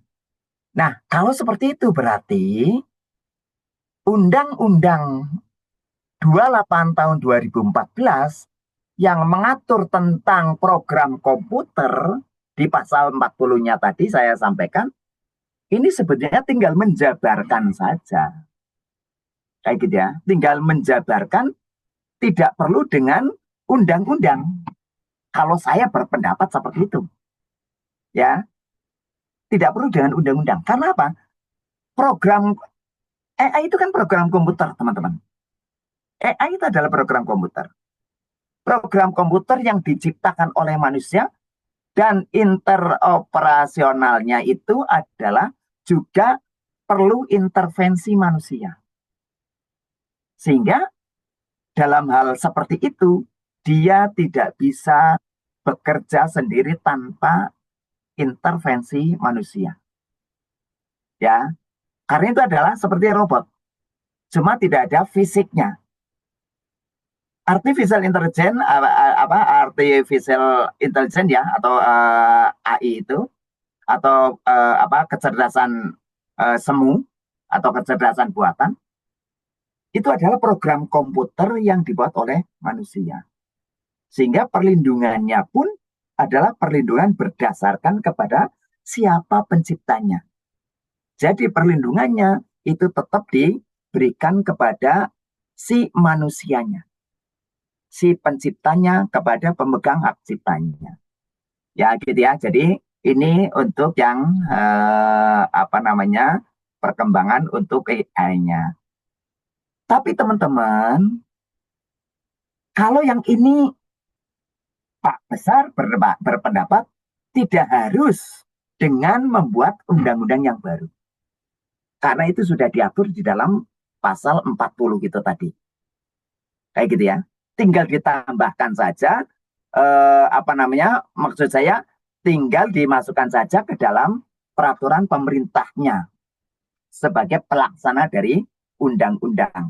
Apa? Menerjemahkan pasal 40 terkait dengan program komputer. Kayak gitu ya. Walaupun barangkali nanti orang akan berbeda dengan pendapat saya, nggak masalah. Gitu. Itu kalau saya berpendapat bahwa artificial intelligence ini atau kecerdasan buatan ini adalah bagian dari program komputer yang sudah ada perlindungannya di dalam Undang-Undang 28 tahun 2014. Kayak gitu ya teman-teman ya. Yang jadi masalah sekarang adalah apa? Bahwa masyarakat itu dengan mudahnya membuat tugas-tugas, membuat artikel, membuat ciptaan-ciptaan baru dari hasil dia dengan AI. Lalu kalau gitu, siapa yang memiliki hak cipta? Yang memiliki hak cipta tentu siapa yang punya tujuan itu ya teman-teman ya. Saya menggunakan AI untuk menyusun laporan saya. Maka saya yang nanti laporan itu, kalau itu nanti diciptakan, maka laporan itu yang saya yang memiliki haknya. Saya mencoba meramu, mengimagine, membuat khayalan ada Nelson Mandela. Tapi Nelson Mandela ini dimunculkan sebagai sosok yang berwibawa tetapi manis. Itu saya mengimagine bahwa Nelson Mandela itu manis. Saya gunakan dalam ciptaan saya, maka gambarnya pun itu adalah gambar saya yang merekayasa dan kemudian itu dalam kumpulannya itu adalah ciptaan saya. Yang jadi permasalahan dalam hal ini adalah etiskah saya meramu sedemikian hingga Nelson Mandela dibuat cantik? Etiskah kalau saya membuat fotonya Barack Obama, saya kasih di pipinya ada tompelnya? Etiskah kalau saya membuat fotonya Joko Widodo, mantan presiden kita, yang bibirnya yang bawah itu menjadi bibir yang sangat besar? Ya, itu jadi masalah, teman-teman. Nah, jadi dalam hal ini itu masuk ke dalam bagaimana dalam RUU Hak Cipta itu ada melindungi karya cipta digital, tapi sekaligus mengedukasi bagaimana masyarakat ini diedukasi untuk agar bagaimana menggunakan AI, menggunakan di platform digital ini dengan cara yang baik dan benar menurut hukum yang berlaku. Jadi ada penggunaan yang wajar dalam pengertian yang luas ya teman-teman ya. Penggunaan yang wajar itu adalah foto saya ya foto saya. Penggunaan yang wajarnya ya tidak jauh dari wajah saya. Tapi kemudian kalau wajah saya kayak gitu ya, kemudian dibuat moncongnya kayak moncong BABI. Kayak gitu ya. Itu bukan lagi kewajaran teman-teman. Atau seseorang dibuat moncongnya moncong dari sana Ragunan, itu bukan lagi kewajaran, tapi itu adalah bagian dari hal yang nanti dianggap sebagai melakukan pelanggaran terhadap ya di dalam rancangan undang-undang hak cipta tersebut. Ini yang ada beberapa hal yang ingin saya sampaikan lagi teman-teman. Ini salah satunya yang ini ditambahkan ya teman-teman ya. Ini tadinya tidak sebanyak ini. Jadi untuk di pasar-pasar atau di daerah-daerah pusat-pusat perdagangan, di mal-mal, ini sekarang diatur secara khusus untuk melindungi pencipta.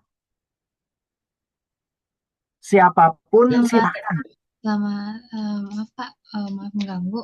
Dikarenakan waktunya yang berapa menit lagi? Iya, mungkin untuk 2 menit ya Pak dari kami. Oke, ya udah, lanjut ya. Ini untuk daerah perdagangan, wilayah perdagangan. Jadi ada kewajiban untuk menjaga tempat perdagangannya. Tadinya tidak ada di dalam Undang-Undang 28. Sekarang diatur. Karena apa ini diatur? Karena yang kemarin banyak terjadi gugatan, apa dasar hukumnya? Nah, sekarang diatur di sini. Di dalam di dalam RUU ini. Yang selanjutnya adalah tentang perlindungan terhadap karya cipta yang menggunakan manajemen untuk menjaga agar dia bisa mengontrol ciptaannya. Yang selanjutnya adalah terkait dengan masalah royalti. Masalah royalti yang di Undang-Undang 28 tahun 2014 belum rinci, nanti di rancangan undang-undang ini cukup rinci terkait dengan masalah angka-angkanya juga saya lihat sudah ada di sana. Jadi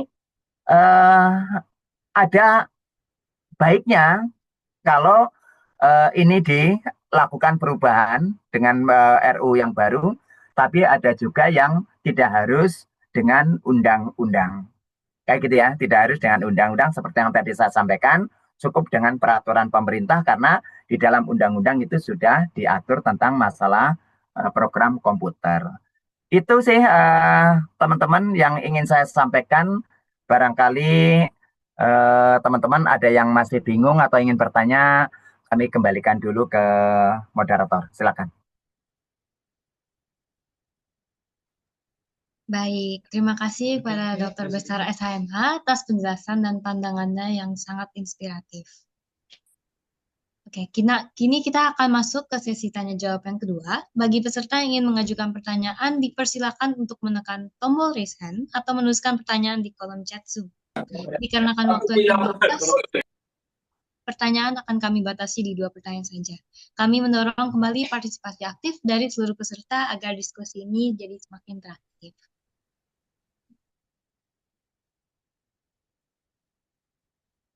Ya, itu dari Zeril kayaknya. Baik, dari Kak Zeril, boleh silakan mengajukan pertanyaannya. Baik, sebelumnya terima kasih banyak Pak Besar atas materinya pada hari ini. Seperti biasa sangat-sangat inspiratif dan juga saya sudah biasa diajar sama Pak Besar. Tapi izin bertanya ya Pak, kira-kira apakah Undang-Undang Hak Cipta ini sudah cukup memadai untuk melindungi kekayaan intelektual yang khususnya itu ada di intelektual adat Pak? Yang dimana tuh seperti yang kita tahu itu sekarang itu masih ada kasus-kasus di mana karya literasi adat di Indonesia itu tuh banyak dipergunakan dan juga dimonetasi di luar negeri tanpa ada perlindungan yang cukup. Jadi kira-kira apakah hak kekayaan intelektual adat itu khususnya juga yang literatur itu sudah cukup dilindungi di Indonesia? Terima kasih Pak Besar. Ya, saya melihat itu sudah diatur, tetapi memang belum banyak ya, karena saya melihat meramunya gini. Karya-karya yang ada yang hidup di masyarakat adat gitu ya, artinya kan ada namanya ekspresi budaya tradisional ya, yang kita kenal dengan namanya pengetahuan tradisional dan ekspresi budaya tradisional (PT-EBT). Itu di dalam RUU ini sudah diatur, tapi rasanya perlu ditambah. Nanti saya sama Prof. Budi dari ASKI rencana memang akan mengusulkan untuk tambahan. Nah, kalau untuk perlindungannya itu sudah ada, Risa. Tentang karya-karya adat itu sudah ada, sudah diatur, ada di dalam rancangan undang-undang ini. Kayak gitu karena ada kegiatan-kegiatan yang di adat itu yang masih hidup, masih dijaga. Kemudian oleh orang-orang ditarik dengan menggunakan teknologi ini, kemudian muncul sebagai sebuah hasil dari kecerdasan buatan ini. Nah, ini bagaimana perlindungannya? Ya, ini yang masih perlu kita pikirkan. Kayak gitu. Nanti saya sama Pak Budi memang rencana mau memberikan masukan ke Kementerian ke DJKI. Ya, itu seperti itu ya. Kalau diaturnya sudah, tapi sepertinya masih belum komprehensif banget. Masih ada beberapa hal yang kekayaan adat itu, ekspresi budaya tradisional itu yang masih belum tercakup banget gitu ya. Walaupun sekarang ini si pemegangnya siapa? Negara. kayak gitu ya. Tapi masih perlu kiranya orang-orang itu diedukasi terkait dengan masalah penggunaan dan larangannya. Seperti itu ya, Zeril. Baik, terima kasih banyak Pak Besar. Baik, untuk peserta kami persilakan untuk raise hand ataupun mengetik pertanyaannya di kolom chat Zoom ya, bagi yang ingin bertanya.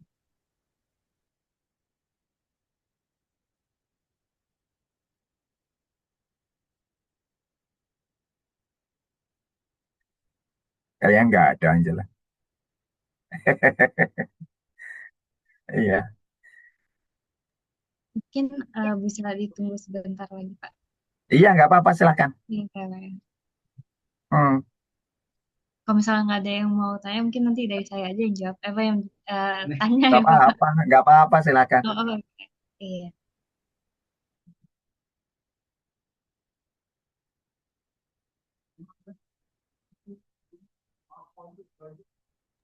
Oke, kalau gitu sembari nunggu dari peserta lain ya, Pak. Mungkin aku aja yang tanya, nggak apa-apa ya, Pak ya? Nggak apa-apa, silakan. Oke. Aku mau nanya, Pak, konsep perlindungan itu terhadap karya yang dihasilin AI dalam RUU HAKI itu berpotensi nggak sih, Pak, untuk menimbulkan hak cipta tanpa pencipta manusia? Menurut Bapak gimana sendiri terhadap materi yang mungkin hari ini Bapak bawa juga ya? Gitu, Pak. Sampai sekarang kita Indonesia dan Amerika masih sama pendapatnya. Yaitu hak cipta hanya diberikan kepada manusia. Ya, jadi bukan manusia. Kayak gitu. Jadi AI ini memang perlu pengaturan, tetapi masih belum ada upaya untuk perlindungan AI-nya. Kayak gitu. Tidak sebagai sui generis ya istilahnya ya. Sui generis itu pengaturan sendiri, tidak. Jadi memang kecerdasan buatan ini memang kecerdasan buatan manusia. Kayak gitu. Ya, jadi kalau misalnya ternyata di situ ada AI-nya itu kok sangat cerdas, ya itu memang yang membuat lebih cerdas gitu. Karena memang manusia yang membuat itu memang cerdas gitu. Kayak gitu. Jadi manusia itu membuatnya cerdas banget. Apa? Itu link-linknya ke sana, ke sana, ke sana, ke sana gitu ya. Pusat datanya kayak gitu ya. Gudangnya gitu ya. Database-nya atau big datanya itu semua itu. Sehingga kita butuh dalam waktu hitungan detik kita sudah dapat gitu. Karena apa? Linknya begitu luar biasa. Kayak gitu ya. Jadi linknya bisa langsung kayak neuron otak kita gitu ya. Langsung rep butuhnya di mana. Bahkan kita teman-teman gitu ya, teman-teman sekalian, itu pada saat kita punya langganan AI, kita buka AI, kemudian kita tanya, halo AI, apa diskusi apa kita malam hari ini? AI-nya bisa menjawab, terserah Bapak. Baik, kalau begitu kita diskusi tentang bagaimana terkait dengan hak cipta foto. Dia langsung menjelaskan. Kayak gitu. Bagaimana hak cipta desain industri? Dia akan menjelaskan. Dan suaranya suara manusia, bukan suara robot. Artinya ini suara betul-betul kayak kita gitu. Gitu. Bukan suara mesin gitu. Ya. Nah, siapa yang lebih cerdas? Manusianya. Bukan AI-nya, tapi manusianya yang membuat AI itu jadi punya kemampuan untuk menjawab sepersekian detik langsung. Kayak gitu. Ya, saya pernah kebetulan saya pernah ikut gitu ya sama Prof. Sidarta pas lagi pulang gitu ya. Kita ngobrol dengan AI gitu di dalam mobil. Luar biasa. Anda mau minta misalnya dalam komunikasi seperti ini gitu ya. Saya tanya, apakah Anda bisa mengeluarkan aturan-aturan atau kata kunci dari konvensi Bern terkait dengan digitalisasi? Langsung dia jawab.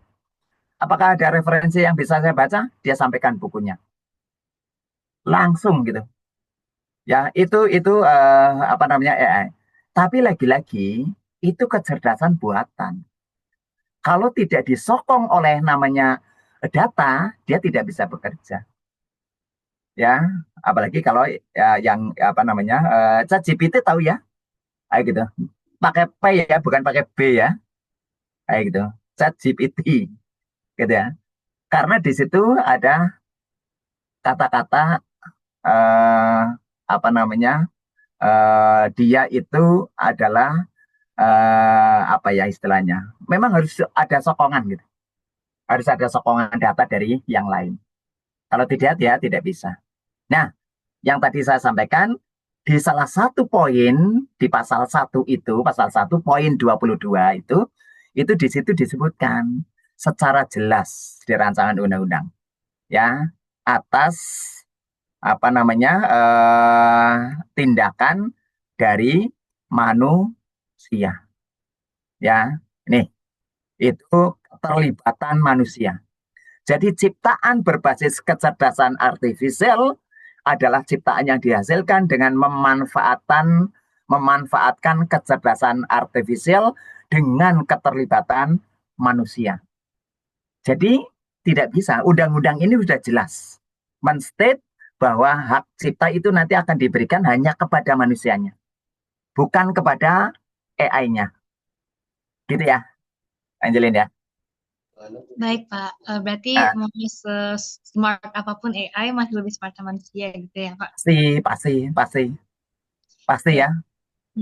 Kayak gitu ya, sama lah seperti kita, misalnya kayak gini ya, Angelin. Kita bikin mind map lah, kayak gitu ya. Kita bikin mind map. Mau seruat apapun mind map, kita yang bikin kok, gitu. Kan gitu kan? Tidak bisa kita memberikan hak cipta kepada mind map-nya, gitu. Karena mind map itu adalah ciptaan manusia. Kayak gitu. Walaupun dia bisa menjelaskan. Ada orang datang, ini mind map-nya siapa ya? Boleh nggak saya jelaskan seperti ini? Kayak gitu ya. Kita tidak apa namanya? Kita tidak menjelaskan secara verbal. Orang bahkan bisa tahu, oh alurnya kemana, flow-nya kemana, ini kemana. Mereka tahu. Kayak gitu ya. Tapi yang paling tahu kan kita. Dia tidak bisa menjelaskan secara detail kalau tidak kita berikan itu. Kan kayak gitu kan?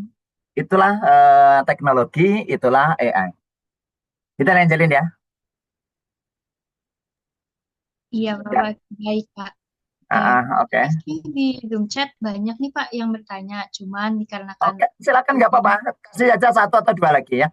1 atau 2 lagi, Pak. Oke, mungkin 1 pertanyaan aja ya. Kita ambil dari yang pertama nanya, dari Kak Niko Asril.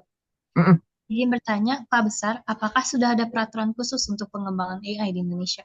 Sedang didiskusikan, belum ada secara khusus. Ya, tapi kalau untuk yang umum tentang teknologinya kita sudah ada. Ya, pengaturan e-commerce, pengaturan tentang ITE kita sudah punya. Kayak gitu. Ya. Baik.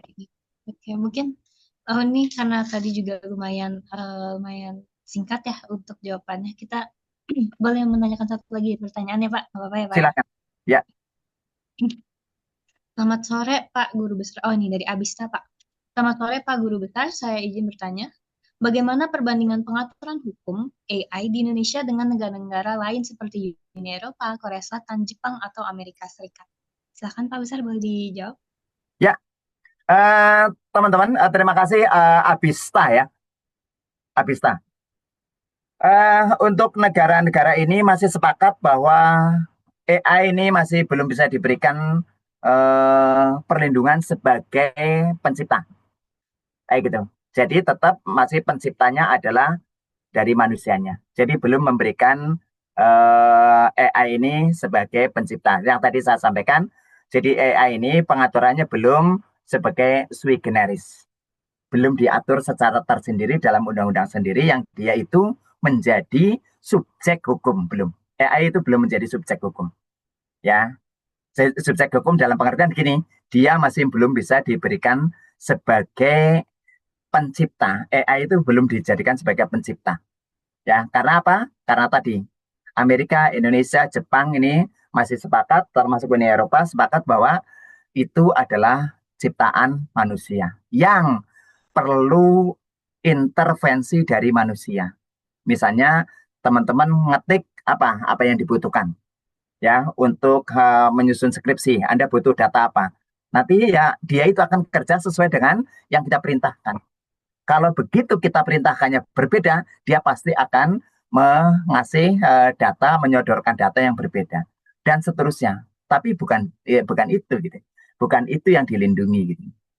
Ya, karena itu adalah ciptaan. Dia adalah program komputer yang dibuat oleh manusia. Gitu ya, Abista ya. Boleh nanti teman-teman dikasih nomor HP saya. Nanti barangkali teman-teman ada yang ingin komunikasi lewat WA atau mau teleponan langsung ke Jaga boleh ya, Angelin ya. Baik, gitu. Oke, baik Pak. Mungkin jawaban dari Pak Besar terakhir untuk menutup sesi Q&A pada hari ini ya Pak. Oke, terima kasih Pak Besar atas tanggapan dan penjelasannya yang sangat insightful tadi ya, dari pertanyaan dan penyampaian materinya juga. Nah, untuk sedikit menyimpulkan juga dari materi kedua narasumber hebat hari ini, usulan perubahan Undang-Undang Hak Cipta itu menekankan pentingnya penyesuaian regulasi terhadap perkembangan teknologi digital sekaligus menindaklanjuti putusan Mahkamah Konstitusi. Perubahan ini mencakup perluasan hak komunikasi publik agar meliputi streaming dan transmisi daring, pengaturan karya hasil kolaborasi manusia dan kecerdasan buatan atau AI, pemberian pengecualian untuk riset digital seperti text and data mining, penguatan perlindungan teknologi melalui pengaturan DRM atau TPM, serta penegasan tanggung jawab platform digital melalui mekanisme notice and takedown dan safe harbor. Selain itu, perbaruan ini juga bertujuan untuk memperluas pengaturan hingga mencakup platform berbasis konten pengguna, memperjelas sistem royalti, dan menjaga keseimbangan antara hak pencipta dan akses masyarakat. Secara keseluruhan, revisi Undang-Undang Hak Cipta diharapkan untuk memperkuat perlindungan hukum terhadap karya di era digital, meningkatkan edukasi dan penegakan hukum, serta memastikan sistem perlindungan hak cipta Indonesia selaras dengan standar internasional dan perkembangan ekonomi digital global. Baik, untuk sesi selanjutnya, sebagai bentuk apresiasi atas waktu dan ilmu yang telah dibagikan, kami ingin menyerahkan sertifikat penghargaan kepada kedua narasumber pada sore hari ini. Penyerahan sertifikat akan dilakukan oleh Kak Zero Taliani Muklis selaku President of Ilsa Binus University. Kepada Kak Zeril, kami persilakan. Untuk sertifikat pertama diberikan kepada Profesor Dr. Budi Agus Deswandi. Namun dikarenakan beliau sedang ada acara lain, kami dapat lanjutkan langsung ke penghargaan kepada Dokter Besar FHMA.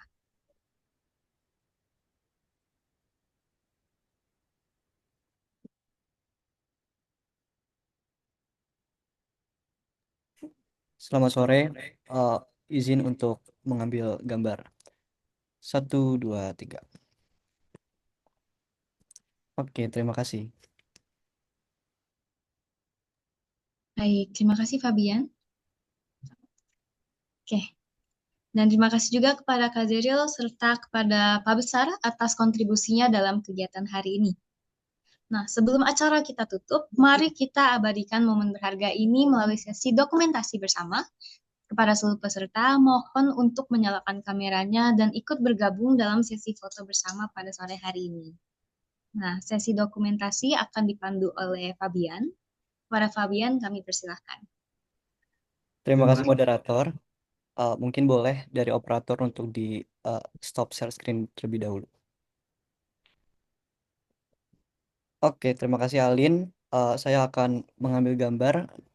Boleh dinyalakan terlebih dahulu kameranya. Pak Besar jangan lupa senyum ya Pak Besar. Ayo teman-teman semua kita abadikan momen ini. 1, 2, 3. Oke, slide kedua. 1, 2, 3. Slide ketiga. 1, 2. Oke, dikarenakan hanya 3 slide, mungkin saya kembalikan ke moderator. Terima kasih dan selamat sore. Baik, terima kasih Fabian.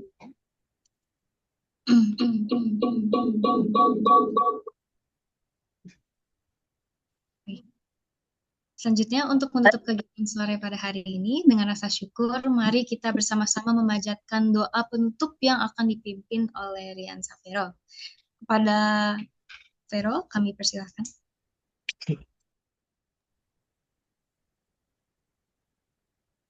Oke, kepada para peserta yang terhormat, Sebelum kita mengakhiri seluruh rangkaian acara pada hari ini, marilah kita kembali menundukkan kepala, memanjatkan doa kepada Tuhan Yang Maha Esa menurut agama dan keyakinan masing-masing. Semoga apa yang kita telah dapatkan hari ini, kita lakukan hari ini, menjadi kebaikan, membawa manfaat, dan diberikan kelancaran dalam langkah kita ke depannya. Saya akan memimpin doa menurut ajaran agama Islam, dan bagi yang beragama lain mungkin dipersilahkan untuk menyesuaikan. Bismillahirrahmanirrahim. Subhanakallahumma wa bihamdika, asyhadu an la ilaha illa anta, astaghfiruka wa atubu ilaik. Amin ya rabbal alamin. Demikianlah doa penutup yang telah kita panjatkan bersama. Selanjutnya saya kembalikan kepada MC untuk melanjutkan rangkaian acaranya. Terima kasih.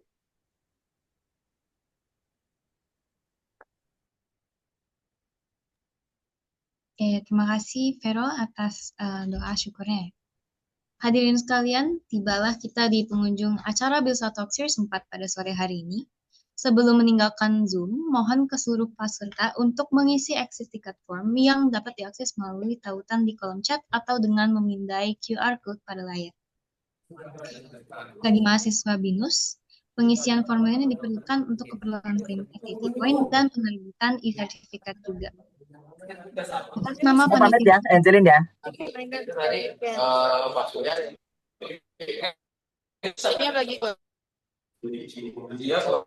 Teman-teman saya pamit ya. Oh, iya Pak Besar, silakan. Pamit Baik, semuanya. Pak Besar. Pak Besar. Ya. Terima kasih Pak Besar. Atas nama panitia penyelenggara, saya Injina Syamin Karya selaku moderator mengucapkan terima kasih yang sebesar-besarnya kepada para narasumber, panitia, dan seluruh peserta yang telah meluangkan waktunya untuk hadir dan berpartisipasi aktif.